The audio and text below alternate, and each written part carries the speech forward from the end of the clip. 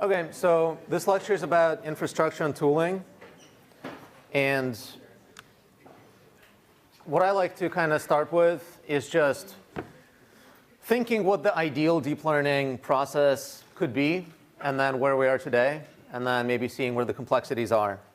So I think the ideal process for learning from data is that you just label some data, or you already have labeled data, and then you just get an optimal prediction system. It's 100% accurate on the data, does a good job on data you haven't seen before, is a scalable API if you're deploying to the web, or maybe it fits on your phone if you're deploying to mobile. Today, here's what you actually have to do. You have to aggregate the data, clean it, store it somewhere, label the data probably by hiring people, version the data. Then you got to write and then debug model code.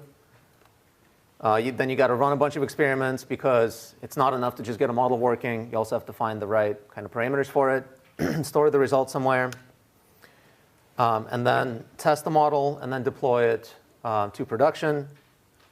And then one thing that people don't often think of, but you actually also have to monitor the predictions that the model's making, and ideally kind of close what we call the data flywheel loop, which is you look at the data that users are actually sending through your system. You see what your model is predicting on them, and if it makes a mistake, ideally you get feedback from the user, but maybe you just hire a team of annotators to review all the predictions, or just low confidence ones. You label them, and you go back up, right? You take that as data back to the source, and you run more experiments, and you keep improving your system.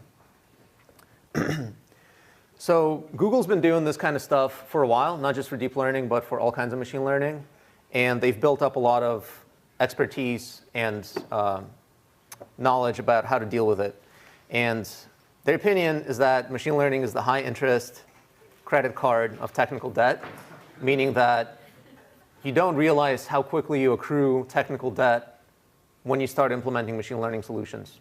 Technical debt, of course, refers to being able to ship a feature, right?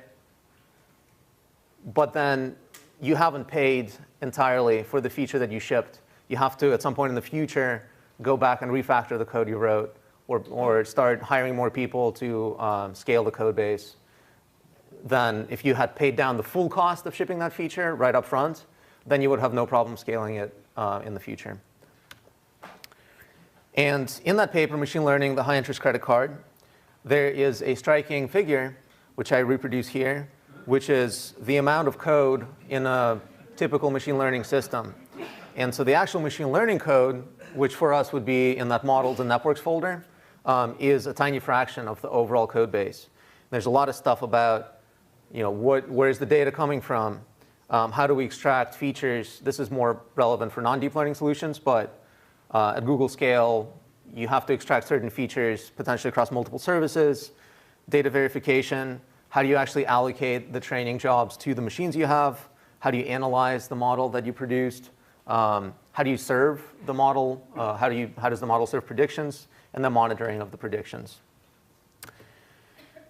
Now, I like to break down kind of the landscape of the tooling and infrastructure that you might need for an entire machine learning code base. And I have this abstraction kind of so like down below you have low level abstraction stuff to high level abstraction. So it's broadly, there's things concerning data, things concerning your model development and evaluation, and things concerning deploying the actual model.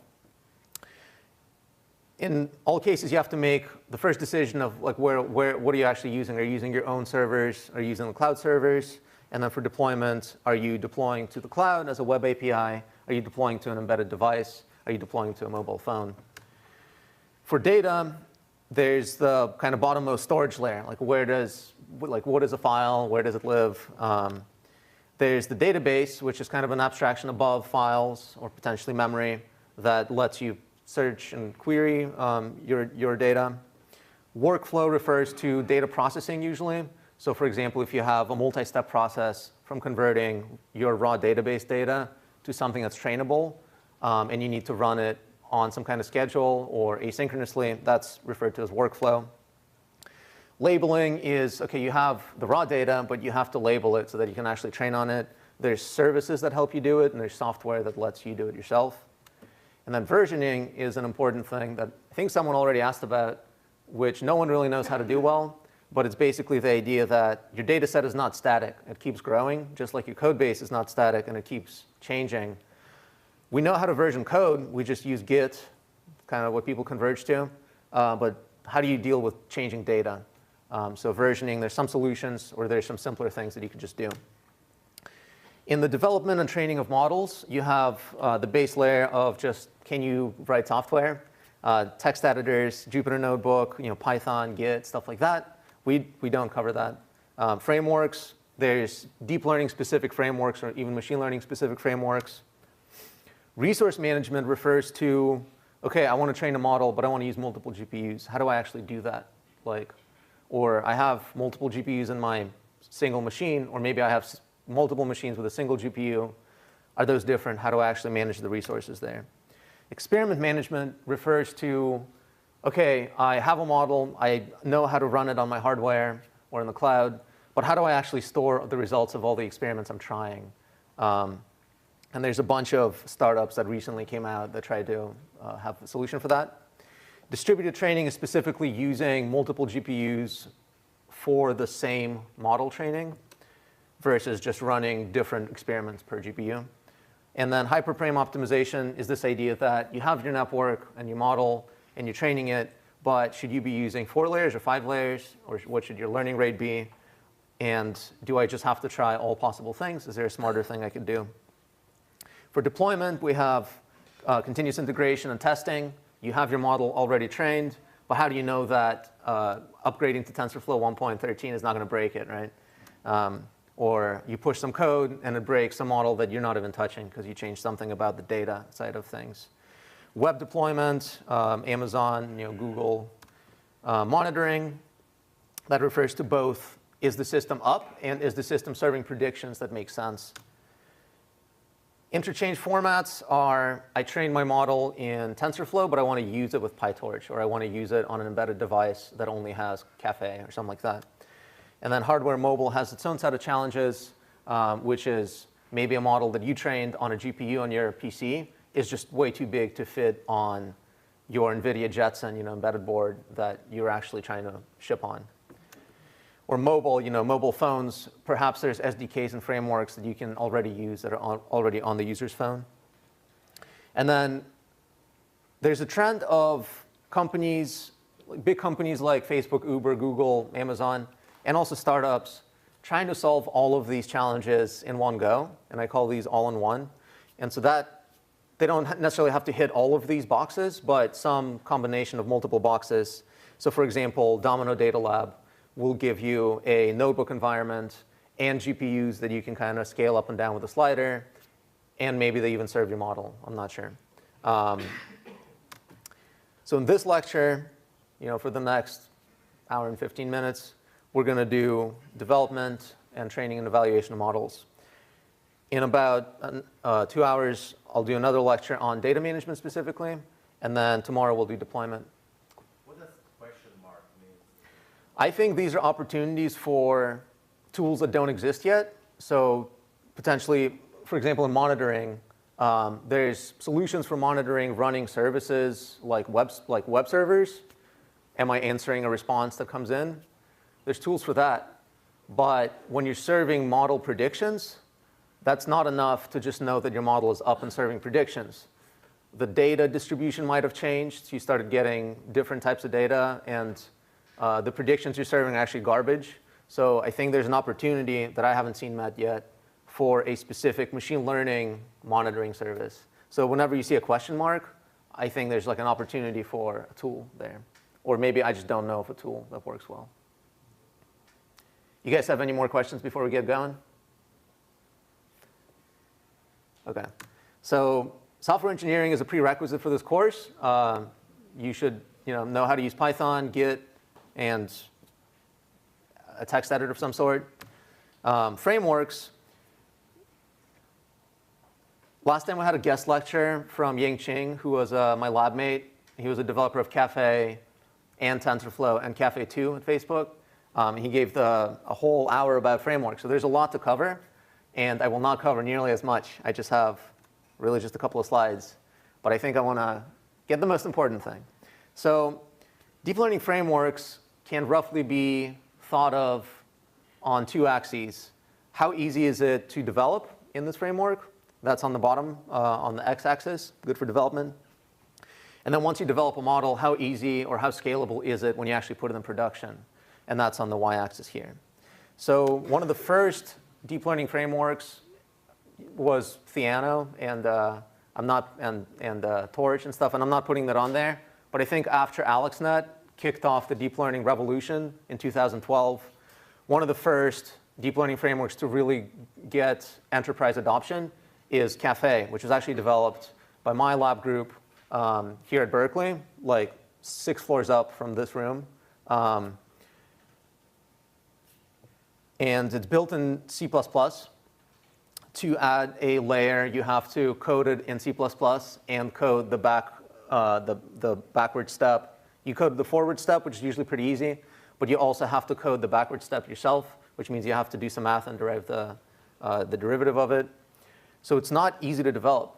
But because it is in C++ and because everything is so optimized, it is actually very good for production. And so even today, financial services and a bunch of real-time applications of deep learning are still using Caffe because it's so good in production. TensorFlow came out a couple of years after Caffe, and Caffe was just developed by really just like 4 people, grad students. TensorFlow was developed by something like 100 people, and now over several hundred people at Google. And it was a big push specifically to develop a system that is good for production and can be deployed to servers that are optimized for deep learning, servers that are just commodity PCs, even mobile phones. And so TensorFlow really tried to solve the problem of like write once and then run everywhere scalably. It is pretty decent at production. It is not a very good development experience because it introduces this abstraction of the computational graph. So when you write a TensorFlow model, you're not actually writing code that gets executed. You're writing code that gets compiled by TensorFlow into something that gets executed. And it's that conceptual step that makes it kind of hard to write that code. And it's hard to debug it because you can't just put a breakpoint in your TensorFlow model. It's not as easy as that because the code path is actually not in the code you wrote. The code path is generated from the code you wrote by TensorFlow. Keras came out as a kind of nice wrapper on top of TensorFlow and Theano, and then later MXNet, which is another kind of Caffe-like thing. And it focused on a good user experience on the development front. So it really pushed forward the good for development boundary. And because it's backed by TensorFlow, it's still pretty good for production because whatever you write in TensorFlow just gets compiled to a whatever you write in Keras just gets compiled to a TensorFlow graph.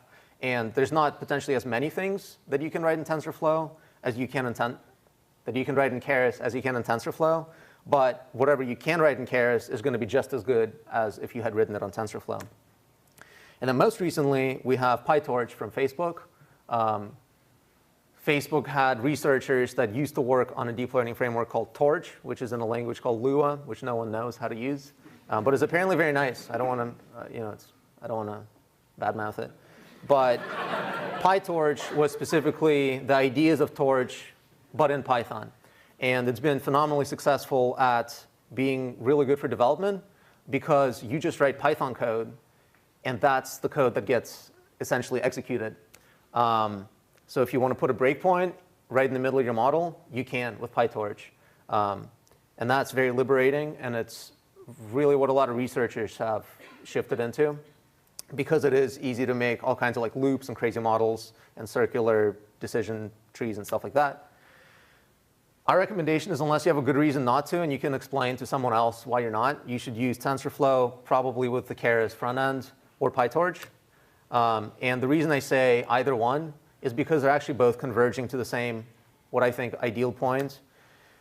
And the ideal point is that it should be easy to develop it by just writing some code, running it, and then keeping track of all the gradients, backpropping automatically through it, which is what PyTorch is famous for. But TensorFlow also has the same functionality, or it will in TensorFlow 2.0, with this eager execution mode. And then on the other hand, PyTorch is really good at defining by run, but it hasn't been very optimized for different platforms. But they are resolving it, or potentially already have resolved it, by adding Caffe2, which is the successor to Caffe, which is also in C++, directly into the PyTorch code base. So what happens now is you define your PyTorch model by just writing code, but then when you're ready to productionize it, you compile it into an optimized graph, and that's executed using Caffe2. And because Caffe2 is just C++, it can run on anything. It can run on your phone or anywhere. Anecdotally, like we've all met people who are happy that they switched to PyTorch, and I personally haven't met people who've switched away from PyTorch to something else, and we're happy about that. So take that for what it's worth. Google searches, people are searching a lot for TensorFlow and Keras, definitely. And in our interviews with, so we did like 20, 25 interviews with deep learning practitioners in preparation for this.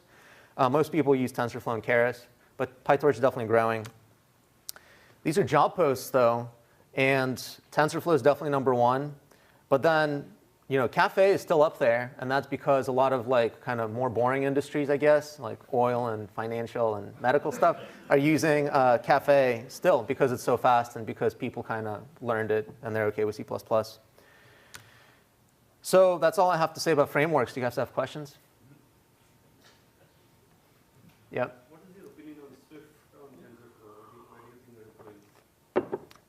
I have no opinion. I don't know much about it. What was the question? Swift on TensorFlow. Or like, is Swift a good language for doing deep learning? I think the usual answer is like, give it a couple of years to settle down. So yeah, I think if you're a Swift enthusiast, then it's probably a great language. But if you're not, and you're like thinking about learning Swift just to do deep learning, it doesn't make sense right now because it's not clear whether it's good or not yet.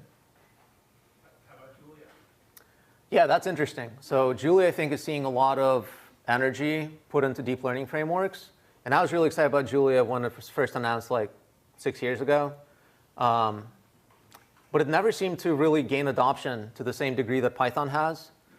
I think the ecosystem is just so powerful around Python that it's going to be hard for some time yet to switch away from it. Because there's just great libraries for pretty much anything you want to do. So if all you want to do is like train deep learning models, then maybe Julia is great, and even today. But if you have to interface with all this other code and like munch data and maybe deploy it and stuff, then Python's probably still better. How would you compare the learning curve for TensorFlow and PyTorch? Which one is it? Oh, PyTorch is definitely easier because it's just Python code. So once you understand the concept of there being something keeping track of the gradients of the code that you run, then all you have to do is just write the code and then not worry about anything about the gradients. Whereas in TensorFlow, you really have to understand the computational graph right away to be productive in it. Now, Keras, I think, is even simpler, though. So Keras is what we use in lab here. And I think that's the simplest. I would say Keras, then PyTorch, and then TensorFlow. So the next thing I want to say is when you're doing development and training and evaluation, you have to pick the hardware that you're going to use. Are you going to use your own on-premise hardware? Or are you going to use the cloud? So how do you even think about what you need to do deep learning development? I like to split it into two conceptual pieces. The first is the actual model development. The second is the training and evaluation of something that you know can run. And so the idea is like when you're developing, you're writing code, the code you wrote isn't working because it never does, so you have to debug it. And then you have to look at the results just to make sure you're on the right track. And what you want to do is you want to just quickly compile models, run quick training, probably be able to use a GUI of some sort to look at the results. And I think an ideal solution is actually just your own desktop with a few GPUs in it. But if you can't have your own desktop, then probably a dedicated cloud instance with a few GPUs on it is the next best thing. And then when you have something working, you potentially want to scale out your experimentation.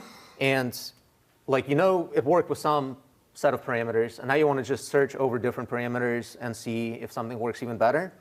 Or potentially, you've been working on a subset of data, and now you have to apply it to your whole data, and it just doesn't even maybe fit on your machine. So there, I think it's important to be able to easily launch new experiments. review results at scale, so not just like predictions on one instance, but actually outputs of multiple experimental runs.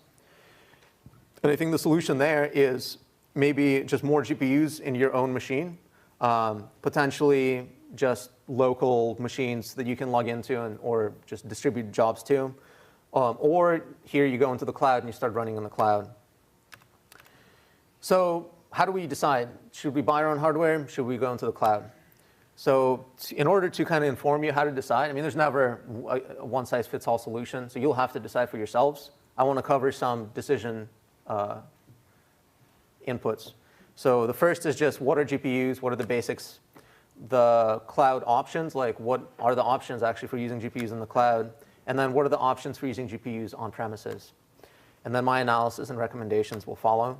So the GPU basics is that NVIDIA has really been the only game in town for a while, but Google is actively pushing to unseat them, specifically for deep learning. And the Google tensor processing units are currently the fastest option for deep learning of most network types. And you can use them on the Google Cloud Platform. You cannot buy them and put them in your own machine. And then Intel is working on some cool neural network processing units. AMD GPUs could start making sense soon. But right now, it's pretty much NVIDIA. That's what we focus on here. So they tend to release a new architecture, which means like a new chip fabrication process about every year. And went from Kepler, Maxwell, Pascal, Volta, and then Turing. So it keeps going up in the alphabet and famous scientists. So first they release a server version. Then they release like a super expensive like enthusiast version for Bitcoin miners and deep learners. And then a consumer version for gamers. So for business, you're technically only supposed to use the server cards. So if you're using NVIDIA GPUs to like make money in some way, you should be buying the server version and using those. But it's commonly, that rule is commonly disrespected, I would say. So I have a whole table of different GPUs, and it's a little overwhelming. But we can break it down by architecture. So the earliest is Kepler/Maxwell, and it's the card in your cloud instance is actually a K80. So these are very much still in play. A lot of the cloud options, like P2 instance on Amazon, is a K80, or Google Cloud Platform, the default option is a K80. So they're still in play, even though they came out 5 years ago, or 4.5 years ago. So they're pretty decent. They're just kind of slower than what you have today, but they have a lot of memory. You can definitely make them work. They're 2 to 4 times slower than Pascal Volta, which is now not even the current architecture. So they're really, I would say, 6 to 8 times slower than the current architecture. And my recommendation is if you're building your own machine, just don't even buy them. But if you're using in the cloud, then these are the instances that are way cheaper than the current architecture. And that's what you'll probably end up using, because the current architectures are just so expensive. And that's maybe a segue into when you buy your own hardware, you're stuck with it for a while, right, until it fully depreciates on your balance sheet. And so people say, well, if you go into the cloud, then you're always on the latest version. But that's not true. Like the cloud providers also buy millions of these GPUs, and they're also stuck with them. So on the cloud, you will also be using these old ones, I think. So I don't think it's a good argument. Pascal Volta is the next architecture. So we got the Titan XP, 1080 Ti, and then the V100 and the Titan V. So this is kind of like the past crop. And 1080 Ti used to be the sweet spot, or it is the sweet spot in this particular lineup. Titan XP is like 20% faster, but twice as expensive, so I don't think it's worth it. Titan V is 3 times as expensive, very expensive. And then the V100 is the current best server GPU option out there. So it's really the fastest server option today. And then just in December, they came out with a new architecture, and it's the 2080 Ti and the Titan RTX. And so this is the preferred choice right now, because it's not that much more expensive than the 1080 Ti or the Titan XP, but it is much faster. And so it's about twice as fast as a 1080 Ti, the 2080 Ti is. And then the Titan RTX is like 20% faster than the 2080 Ti. So this is what you should get if you're getting GPUs. Here's a cool plot about performance. So higher numbers are better. The TPU just dominates the ranking. The V100 is right below it. The Titan RTX / the Titan V is right below that. And then you got the 2080 Ti. So if you get a 2080 Ti, that's actually pretty good. It's like, almost as good as the server version right now. And then the 1080 Ti is now kind of towards the bottom of the list. So what do the cloud providers have? And who are they, right? So I think you really have three main options. You got Amazon, Google, and Microsoft. Those are the three. There's some startups that also do GPUs like Paperspace, but I think it just makes sense to kind of pick an ecosystem and try to live in it. Instead of trying to go with a startup, they might go out of business. If you're building your own company on this kind of compute, you should pick one of the heavyweights. They're largely similar in both function and price. I would say AWS is, like, all things being equal, slightly more expensive than the other ones. And then GCP has a super cool feature which actually lets you totally decouple the GPUs from the CPU and RAM. So on AWS, they have like some preset options. And so if you want 4 GPUs, you're getting 64 gigs RAM or whatever on your machine, and you can't change it. On Google, you can fire up an instance with 256 gigs of RAM and then connect 2 GPUs to it or something like that. And it also has TPUs. So I think GCP is the actual current winner for deep learning compute. And interestingly, like machine learning is where they seek to differentiate between each other, because Amazon's the clear market leader in cloud computing. Everyone knows that. Both Google and Microsoft are trying to catch up, and they both see specifically the deep learning use case as like a wedge to kind of get there. And I'll talk more about this later when I talk about all-in-one solutions. So on Amazon Web Services, you got a choice between the V100 and the K80. And then it's all expensive. That's the first part. But then the second part is if you're okay with spot instances, you get like a 50 to 80% discount. Now, a spot instance means that it can unexpectedly terminate at any time. So it doesn't really work well for you doing development, because you don't want to lose your work, and you just kind of want to know that you have at least one GPU always available. But it could work very well for experiments, right? So if you have a framework that lets you launch a bunch of jobs on spot instances, it's potentially okay if some of them get killed, because you don't even necessarily need all of them to finish. You're just kind of doing some hyperparameter search. So the thing there is that you need extra infrastructure to handle these failures. Google Cloud Platform, you got a choice between the V100, the K80, and then the P100, which is like a Pascal server GPU. It's cool that they can be attached to any instance. It's a little cheaper than AWS, and they have TPUs, which are cool.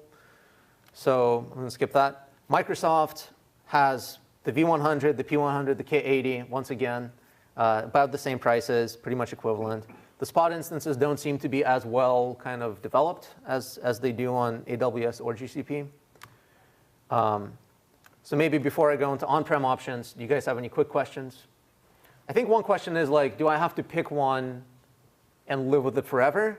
Or can I be kind of agnostic as to what I actually, like I just commit to using the cloud, but I don't care whether it's Google or Microsoft. Can I easily switch between them? I think the answer is not truly, like kind of, but not really. So I think if you're picking a cloud provider, you should expect that you'll be locked into that cloud provider. Yeah. You said that the spot instances, they require infrastructure because they can go down. Are we going to go into that and all the different options for that, or no? No. Well, I'll cover some options, but not too in depth. Yeah, cover some options. What's the trade-off between buying something like, you said the 2080 Ti is about twice as fast as the 1080 Ti? Mm-hmm. What about getting two 1080 Ti's versus one 2080 Ti? Yeah, so that kind of depends on, so there's two variables. There's the amount of RAM memory that the GPU has, And then how fast is it? How much compute can it push through, right? So the RAM is more or less a hard constraint. Sometimes you'll just encounter a model that just doesn't fit on a single GPU until you get a GPU that has enough RAM so that it can. So if you know that you're training like huge NLP models or something and you need a lot of RAM, then that's a constraint. And then now that you've satisfied that constraint, you can look at speed, right? So the 2080 Ti has 11 gigs. So does the 1080 Ti. It also has 11 gigs. So they both are going to be able to fit the same network. Like the same networks will fit on either a 2080 or a 1080. So then the question is, do you want speed, right? If you are willing to pay twice as much for twice as fast, then you should do it. If you'd rather just run more experiments and you don't care when they finish, then you can get two 1080 Ti's and run twice the number of experiments. But you can't easily buy two 1080 Ti's and have them be equivalent to a card that has 24 gigs RAM. So the RAM doesn't stack up, right? If you choose cloud, where would you store the training data set if you're running multiple? Yeah, I think I have some slides, so maybe I'll just start going to that. So actually, after the on-prem options, I'll get to like where to store the data. Which one is more secure? Yeah, I actually have a slide about that as well. So can you give me some ideas about cost, like how much, when does it make sense? Yeah, I have slides, so I'll just keep going. On-prem options.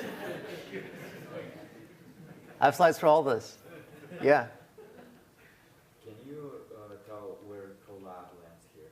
Oh, yeah. So Colab is a Google Cloud thing where you get a Jupyter notebook with a GPU attached to it. The GPU is a K80. So that's where it lands, I guess. And it's ephemeral, meaning that like, I don't think once you open a Colab, you just get to keep using it forever. You probably have a time limit on it. And if you stop using it, it'll time out. What's that? Yeah, so it has a K80. It's ephemeral. So it's kind of like a K80 spot instance is what I would say. All right, I'm just going to keep going because there's a lot to cover. So on-prem options are build your own machine. You can do that with up to 4 GPUs. It's easy to do. It's a quiet machine. Doesn't get hot. You can buy pre-built machines. It'll cost you more, but it'll also give you less headaches. Lambda Labs is the dominant startup building machines, but you can also buy them directly from NVIDIA, and you can also buy them from old-timers like Supermicro and Surascale. They build servers with GPUs in them. So building your own is kind of fun. I think it's a rite of passage for deep learners. I would encourage you to do it. You can build like a nice quiet PC with enough RAM to fit like most data sets, and 4 1080 Ti's.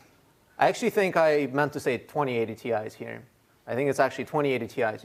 You can do it for $4,500. Oh, sorry, no, never mind. So 1080 Ti's is $4,500. 2080 Ti's boost you up to $7,000. Probably take you like a day to figure everything out. If you want to have more than 4 GPUs in a machine, very painful because now you have to have a different form factor. Buy a server-grade motherboard, server-grade CPUs. Gets a lot more expensive, gets loud usually. So don't do that. And Tim Detmers has an amazing guide to building a machine, like talks you through the different choices you should make as far as CPU, like what do you need to look out for. So just go to this. You have the slides. If you want to buy pre-built, NVIDIA is really, I guess, the brand name, and it comes at a cost. So they used to have a machine with this exact form factor called the Digits Dev Box, but they don't have it anymore. What they have now is they only have machines with the server-grade CPUs, right? So the P100 or the V100. The reason for that is their own end-user license agreement. If they're selling something that's meant for deep learning, in a business setting, they can't be putting 1080 consumer-grade cards in there because it goes against their own end-user license. And so for that reason, they use the V100, and it's very expensive. It's $50,000 for 4 V100s, which might pay off if you use a lot of cloud computing. For pre-builds, we have a startup called Lambda Labs. And they still use consumer-grade cards, even though they very explicitly market to deep learners. So it's probably fine. You got a 1080 Ti option, a 2080 Ti option, a Titan V option. Like I said, it's basically, if you took all the hardware components and just purchased all of them on Amazon yourself, it'd probably be about 50% of the cost that they're charging. But you would have to set it up. If it breaks, you have to figure it out, fix it. And so here, they give you some warranty. They build it for you. They install the software you need. And I think it's probably worth it if you are in a company or you're buying many machines. But if you're just an enthusiast and it's a hobby for you, then I think you should build your own because it's fun and it gives you the experience that you really can't obtain any other way. They also have a 8x GPU solution. As you can see, it's now in a server-grade chassis. And it's probably super loud, so you have to actually put it in a co-location facility instead of just next to your desk. These guys are quiet. These guys can just be right under your desk. It's totally fine. The cost analysis, someone asked. So I think we can build an on-prem machine that's the same specs as a cloud machine, and then see how long it would take for it to pay off the setup cost, right? And then we can also consider spot instances, because spot instances is a game changer, right? We can't, that's the one thing we can't do when we buy our own hardware. We can't just buy 100 GPUs and return them the next day. So let's say you're building just a quad GPU PC versus a quad cloud PC. So let's say you're using the Titan V so in your own build, you're using the Titan V. In the cloud, you're using the V100. They're roughly comparable. So if you kind of add it all up, if you run it for 24/7, how many weeks would it take for the cloud to exceed the cost of you just building it? And the answer is 7 weeks. So if you build this machine and you get 7 weeks use out of it, then you're better off than if you had decided to go with a cloud solution. Does that include the cost of electricity? It does not include the cost of electricity. And these are for spot instances? These are not for spot instances. Yeah, this is a reserved instance. Yeah, so it's like, the idea is that a new data scientist has joined your company and you set them up with a 4 GPU machine. You have a choice between buying one or building it yourself or just giving them a persistent cloud instance. How many weeks would it take for the hardware that you purchase to essentially pay for itself in terms of cloud spend? And the answer is 7, right? So that's a 24/7 use, which is unrealistic. I also give you well, what if you only used it for 16 hours a day for 5 days a week? How many weeks would it take then? And it's 15 weeks, which I think is still makes sense to buy hardware. What if you just want a single GPU instead of 4 GPUs? Then the economics are slightly more favorable for the cloud, but it still just takes you 11 weeks of running it full time for you to just, for it to make more sense to just buy the hardware yourself. I don't account for electricity. I actually used to work at a building that didn't charge us for electricity, so it was great. So, what about if you have a quad PC, so you're running some experiments on just your PC, versus you're going to build, you're going to start using spot instances to do it. So what we can do is we can just see the price of building out a quad GPU PC. We can see the price of getting a preemptible instance, a spot instance. And then what I think the way you should think about it is you can run 100 experiments, let's say.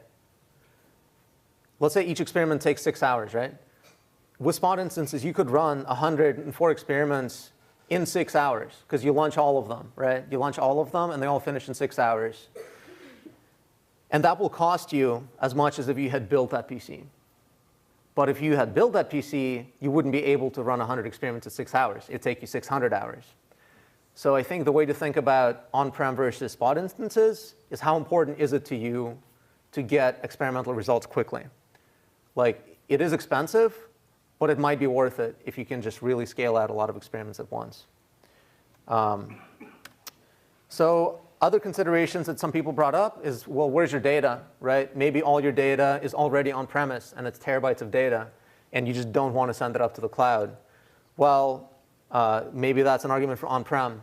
On the other hand, what if all your data is already in the cloud, and it's over terabytes, right? You don't want to download it down to on-prem just so you can do deep learning. At that point, I think it makes sense to stay in the cloud. If you're downloading an academic image or academic data set or gathering a new data set, I think it's still a green field. Like you can decide, you can gather all your data on-prem or in the cloud. But if you're already locked into your data being in one or the other, then that's a consideration. Some people have concerns about data privacy. So, some data just cannot be uploaded to the cloud. A lot of financial companies just don't touch the cloud for that reason. And so then, well, you just have no choice, right? But I've also heard it the other way. Some people think that they've really nailed down security in the cloud, but not on-prem. And so for that reason, they don't want their data living on-prem. They only want it in the cloud, where they can like tightly gate access to it via SSH keys and stuff like that. So that's the security part. You guys have any questions about that? Or if you want to store it in like cloud storage or hard drive, even your instance, attached to your instance, does it matter like which one is faster for example? Yeah, so I think the question is, are cloud hard drives as fast as on-prem hard drives? Or is cloud data transfer as fast? Is that what you're asking? Use S3 or cloud storage to store your data. Is it going to be slow? Like, do you need to bring it down to? So in the data management lecture, which is in a couple of hours that I'm doing, I will talk about kind of data locality a little bit. So maybe it'll just be addressed then. If not, then just ask again at that point. So I think in practice, most people we interviewed are on-prem. And those who are not on-prem often had tasks that are not GPU bound. So for example, reinforcement learning, like OpenAI does a lot of reinforcement learning, not necessarily using GPUs.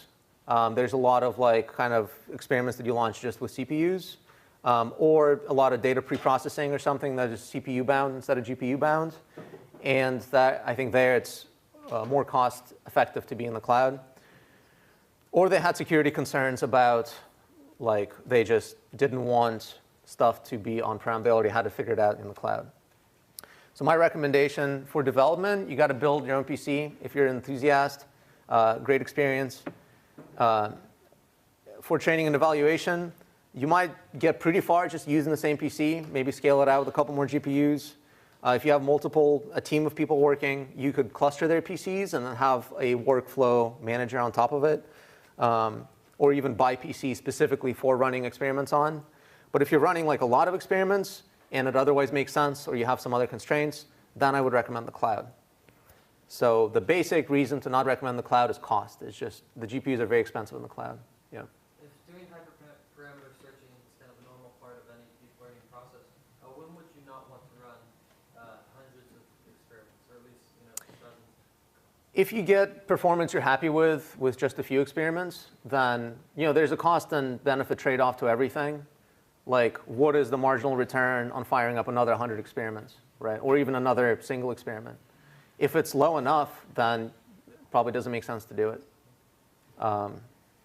Like, you can always get a tiny bit better, but at some point you have other concerns, right? Cost, the user experience. The user experience might be just as good at 80% accuracy as it would be at 82% accuracy, right? So the next thing I want to cover is resource management. And the idea there is you have multiple people, right, potentially using multiple GPUs or even multiple machines. They might be running disparate environments.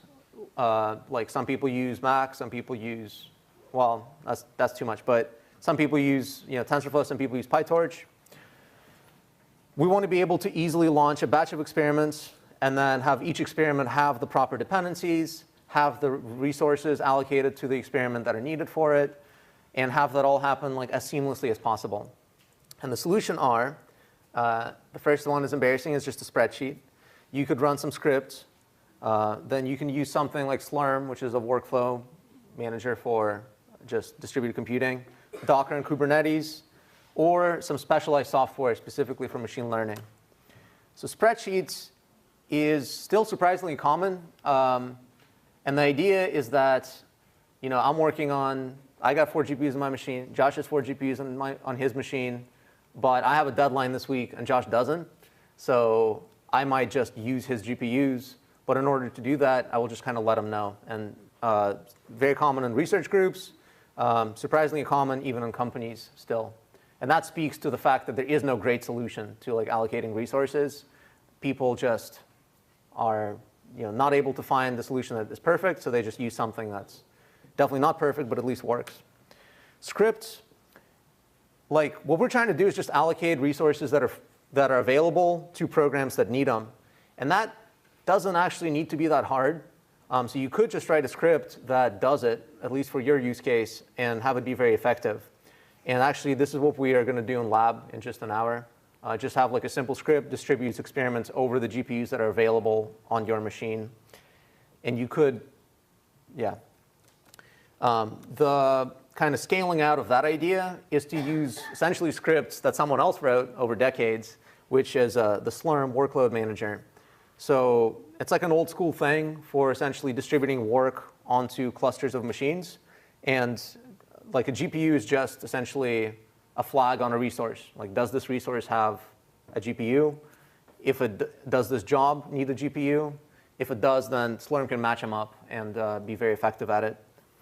So the basic idea is that when you're ready to start training, you describe the resources you need. So you might say, I need 4 CPUs, 12 gigs of RAM, and 1 GPU. And then you submit a bunch of jobs to the Slurm queue.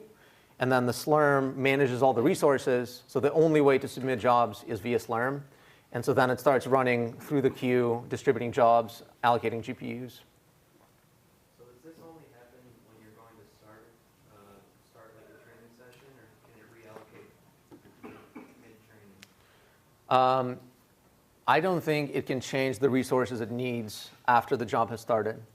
So I think you tell it what resources it needs. It'll allocate those resources to a job. Then the job either finishes or fails or completes. So Docker and Kubernetes, we're going to spend a lot more time talking about Docker tomorrow. So I don't want to get too deep into it. But basically, it's a way to package up your entire dependency stack in something that's lighter than a virtual machine. So a virtual machine includes the operating system. And then Docker basically assumes that the operating system kind of exists and then packages up everything else. And because it's so easy to do that, people have started using it very much. And then Kubernetes is this idea that you might have multiple Docker containers, and then you want to deploy them. You want to run like jobs that are defined as Docker containers on some set of resources. Kubernetes is the interface between the containers and the resources. So we're going to talk about it tomorrow more, so I don't want to talk too much about it. But essentially, Kubernetes came out of Google. It has very wide adoption because it has a pretty nice interface. And fun fact, when you fire up the lab environment, that's actually Jupyter Hub. It's a Docker container that has Jupyter Lab in it on top of Kubernetes. So Kubernetes is allocating GPUs to your instance. And the idea is great of Kubernetes. You got worker nodes, master node, and then you can just submit a bunch of jobs and have it all be allocated. But the execution is very complicated, at least for now. So this is like the GitHub README of some project, like the best project for running TensorFlow experiments via Kubernetes. There is a startup called Rise.ml, which is kind of like a lightweight layer on top of Kubernetes that is specifically for deep learning workflows. So it makes it very easy to launch a whole bunch of experiments on top of Kubernetes. And then also Google came out recently with something called Kubeflow, which is kind of like TensorFlow workflow in Kubernetes. I actually have a slide about it coming up. So do you guys have a question about resource management?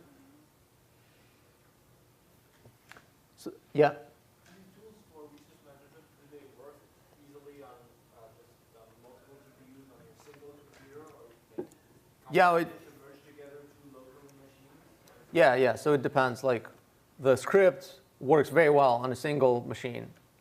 Slurm might actually be overkill for a single machine, but it works fine. But it'll also work fine on multiple machines. And then this Docker and Kubernetes only makes sense if you have a bunch of machines with disparate resources. So it does not make sense to run your stuff in Kubernetes locally. It just doesn't. And then RiseML is something on top of Kubernetes, so it also only makes sense when you have that scale. Distributed training refers to using multiple GPUs or potentially GPUs over different machines to train a single model. So far, I've been kind of assuming that we're training multiple experiments, like we're running multiple experiments. Each experiment gets a GPU, and that's the task we're trying to do. We're just trying to allocate GPUs to experiments. But sometimes you want to actually allocate multiple GPUs to a single training experiment. That's called distributed training. And I would say historically it has been less useful than just running experiments in parallel. So like if you had a choice between allocating 4 GPUs to a single model training session versus just running 4 different model training sessions, I think it has made more sense to just run 4 different sessions because you learn more about the space of the possible models and stuff like that. But data sets keep getting bigger, and the frameworks are getting better at parallelizing. And so I think it is starting to make more sense to do distributed training. It is easier to do. And the main distinction, when people say distributed training, they could mean one of 2 things. So one is data parallelism, and the other is model parallelism. So data parallelism means that you're kind of splitting up the data that you're trying to train on onto different GPUs, and it runs in parallel through different GPUs. And this is kind of what it looks like. The forward pass just goes through GPUs independently, and they don't communicate. And then the backward pass, the GPUs just have to sync up the gradients they've computed after every layer. And so this can slow it down, but it's not so bad. And like the forward layer is really fast. So what you really need for data parallelism is a way for GPUs to communicate very quickly. On a single machine, they communicate over the PCI bridge, and so it's very quick. In a setting where there's multiple machines, that's where you run into trouble. Like how do you sync gradients across multiple machines? And that's it's important to kind of have multiple machines on the same network, and it gets very complicated very quick. But basically, what I want to get across is data parallelism does make sense. On a single machine, it's kind of a no-brainer. And the quote here is, for convolutional models, you should expect like a 2x or a 3x or a 3.5x speed up when you data parallelize onto 2, 3, or 4 GPUs. So it's almost linear, right? And then for recurrent networks, it's kind of the same, but it kind of depends on how long the sequence is. This is also from Tim Detmers. Model parallelism, on the other hand, is splitting up the weights that you're trying to train onto different GPUs. So in data parallelism, you split up the data, and every GPU has the copy of all the weights. In model parallelism, a GPU only has some of the weights. And that gets very complicated very quickly, and I just wouldn't recommend it. I don't want to talk about it. So TensorFlow distributed is something that when TensorFlow came out, it also had this TensorFlow distributed part to it. And they promised that it would be, it's like the promise was that it would be easy to do this kind of data or model parallelism with TensorFlow distributed. But it has not been an easy change to make for people. It required like re-architecting of the TensorFlow code. I don't think it works very well with Keras, but I think it's getting better. Horovod is something from Uber that essentially is like a simpler approach to distributed training using TensorFlow. And instead of like straight up TensorFlow code, they just used MPI, which stands for multiprocess. I don't know, what does it stand for? Oh, wow, OK. But it's a multiprocess communication framework where you have multiple processes. They could be on the same machine. They could be on different machines. They all communicate through this protocol with each other. And Horovod by Uber is essentially using MPI for syncing gradients instead of using like some TensorFlow distributed code. So it's usually less complicated. It seems to be a good speed up. I don't have personal experience with it, unfortunately. But I think some people in this room have experience with it. So maybe if you also have questions about it, maybe you can find each other, looking at you. So the next thing I want to talk about is this idea of experiment management. So experiment management is the idea that like, even if you're running one experiment at a time, it's super easy to just lose track of what just finished running, right? You ran something, what data set did I train it on? What's the version of the data set? What are the parameters, like, you know, what was the batch size? What was the learning rate? What was the network that I trained it on?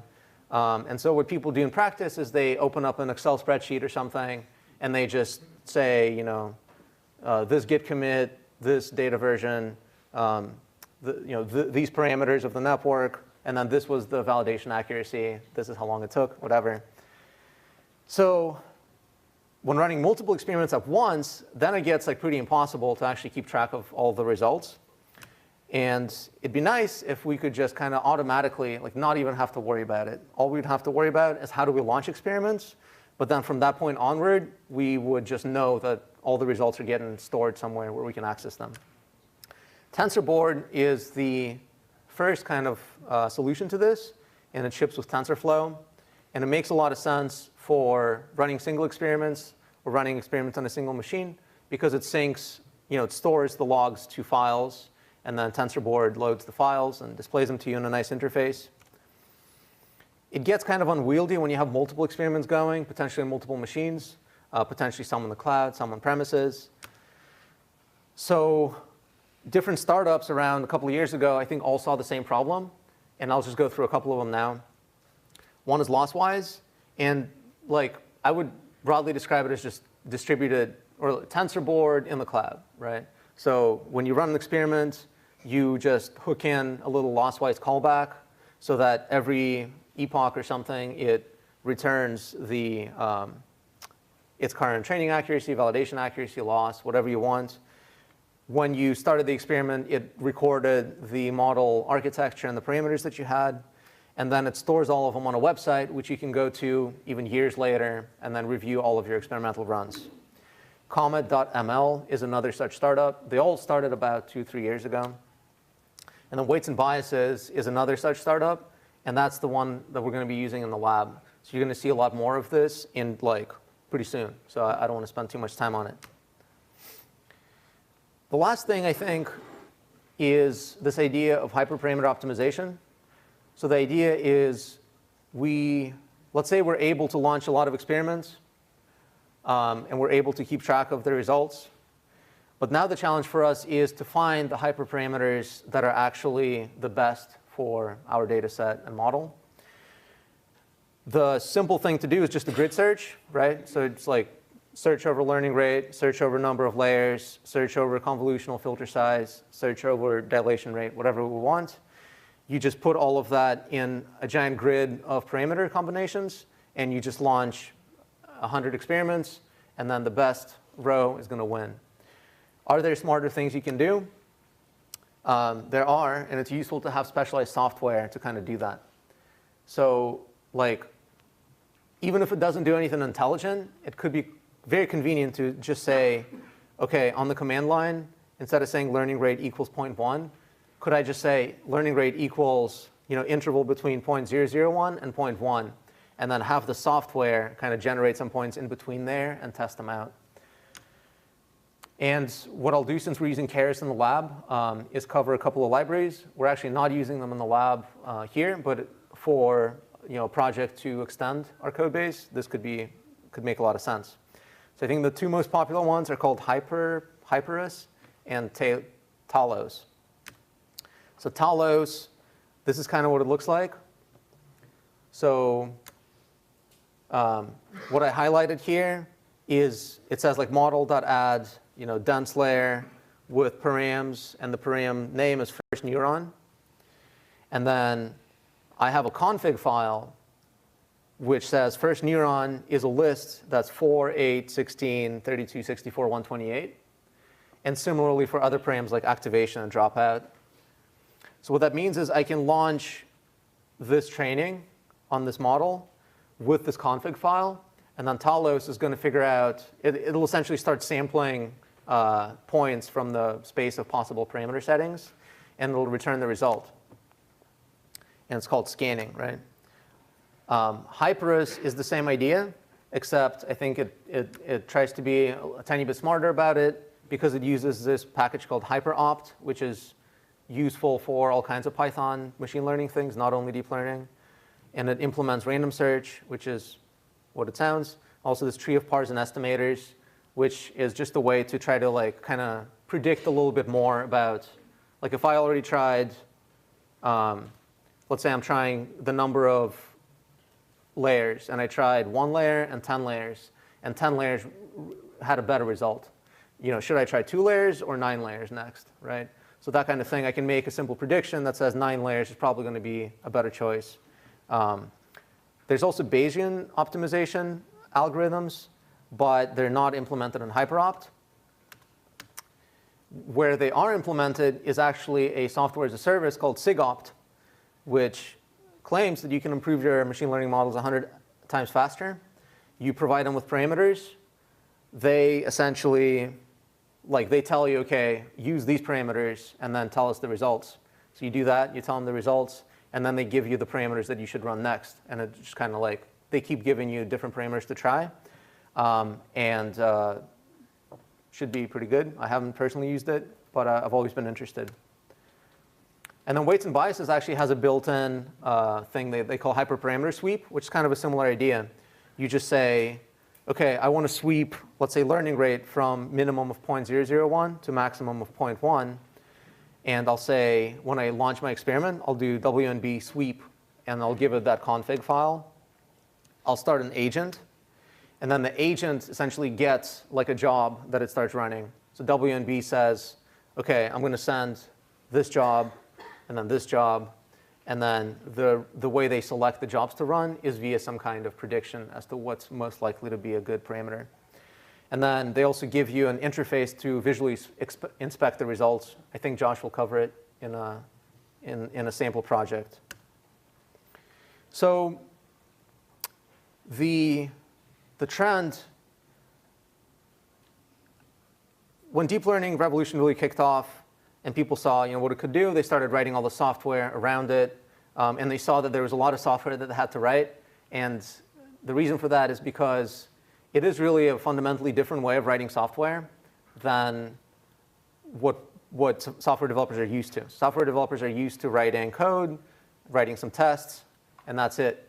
With machine learning, you write code, you write some tests, then you label some data, and then your actual output is the product of data and code. And that adds like an incredible amount of complexity to the overall process. And the process is basically the same, and multiple companies have started converging onto it. And the way they, I guess, formalize best practices for this machine learning development is by developing a system that has kind of best practices built into every part of it. So that might take the form of a hosted notebook for development, and then like a one-click deployment to many different machines to run experiments, sometimes with hyperparameter optimization built in. Then versioning the resulting models and easily reviewing the results in the table of results for archiving purposes. And then also actually deploying the trained model. So, and potentially also monitoring its performance. So I think the first one that was announced was this Facebook Learner Flow, Facebook's AI backbone. So it takes you from data to extracting features to actually running the training on a mix of CPUs and GPUs. So this would be that resource allocation part, producing the model, deploying the model for inference on CPU, and then making the actual predictions. And it has an interface for like storing the results of all your experimental runs. It has an interface for reviewing the type of model that you're running on, and potentially reviewing the results so that you can spot different things to improve. Michelangelo from Uber is the same idea, right? Down here, there's offline features, meaning features that maybe nightly they aggregate for training, and online features, which are like things that come in as users use the app. And then it kind of guides you through feature extraction, training algorithm, which is distributed, storing the model in the repo, and then deploying the model. And it also has things like, can we look at the performance of the trained model? Can we look at the logs of the actual training of the model, right? Can we see a table of all the experimental runs? Google has an all-in-one solution, kind of. They have something public-facing, different offerings in the Google Cloud Platform. You have cloud storage for the collecting of the data, Cloud data flow, which lets you kind of pre-process and organize large amounts of data. TensorFlow for the actual deep learning modeling part of it. Then cloud machine learning engine for distributing your TensorFlow model onto many machines for experimentation purposes. And then also cloud machine learning engine for actual deployment of the trained model. So this is kind of the workflow: source and prepare data, code the model, train, evaluate, tune, deploy, get predictions, monitor predictions. So there's also been a paper called TensorFlow Extended, which is a TensorFlow-based production scale machine learning platform. And once again, it has all those parts: data analysis, data transformation, trainer, model evaluation, and serving. And I think this particular paper was never released as software, but the best practices from this paper made their way into something called Kubeflow, which is an open source project from Google.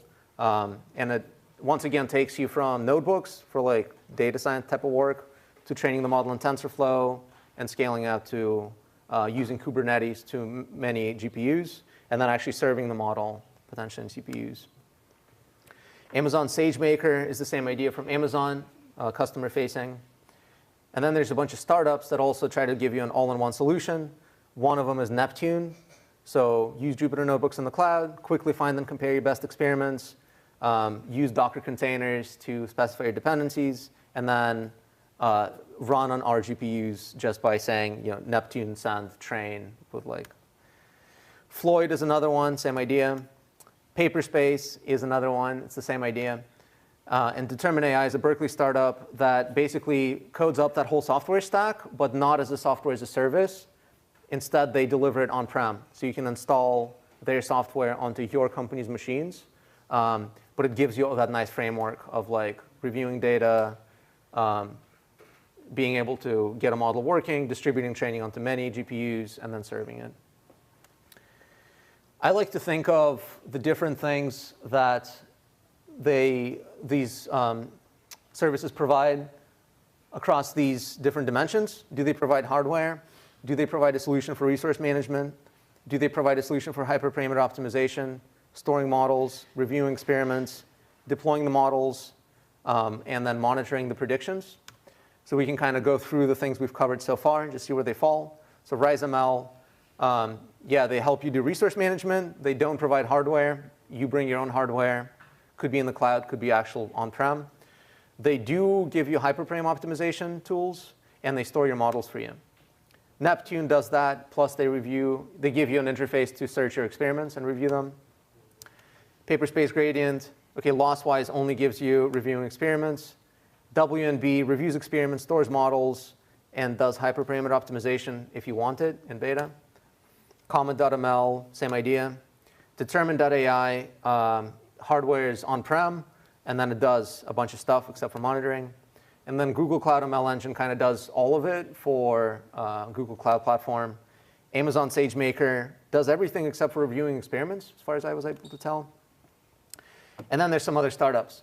So I think what you really should take away is this is the early days of deep learning, and people are figuring out and converging onto a process that makes sense for most teams. And this is what it looks like. Like these are kind of the steps in it. So it's your choice whether you build your own stack. You decide what hardware to get, how you do resource management, what you're going to use for hyperparameter optimization, what you're going to use for reviewing experiments. Or you sign on to Amazon SageMaker, for example, and they kind of give you a pre-built workflow for most of it. But the basic idea is that this is the workflow that we should all follow. And I think in a couple of years, there will be clear open source winners for all parts of the stack. But right now, I think you either kind of pick and choose different parts, or you sign on to something like Google or Amazon entirely. That is it from me. Do you guys have any questions? Yep. So, very good talk, infrastructure and tooling. The one thing I still have an open question is that I happen to work for one of the boring companies that have a Java infrastructure, and so I don't see any mention of DL4J or Java or anything here. Yeah. And we do want to import deep learning models and incorporate them into our pipeline. I think the principles are the same. Like, just because you're using Java doesn't mean you don't need to allocate jobs to GPUs or store your experimental runs or deploy your model. The specific software, I just don't know. Deep Learning 4j seems to be like the winner in the Java space, but I don't have experience with it. But I would just say, now that you know the names of things, like, you can search and just say like Java deploying deep learning models and stuff like that. Sure, stuff will pop up. That might be all there is. I don't know. Yeah. So TensorFlow.js is JavaScript. Oh, sorry. Yeah. So yeah, which is super cool. Well, yeah. So it seems like when we say hardware, we are not talking about being tied into that hardware ecosystem. Like for example, here we say for Google, for some of these services, for flight, it's for Floyd, the last one, it's GCP. GCP, yeah. So yeah, but it seems like we won't be tied into that hardware if you're working like, from a software stack perspective.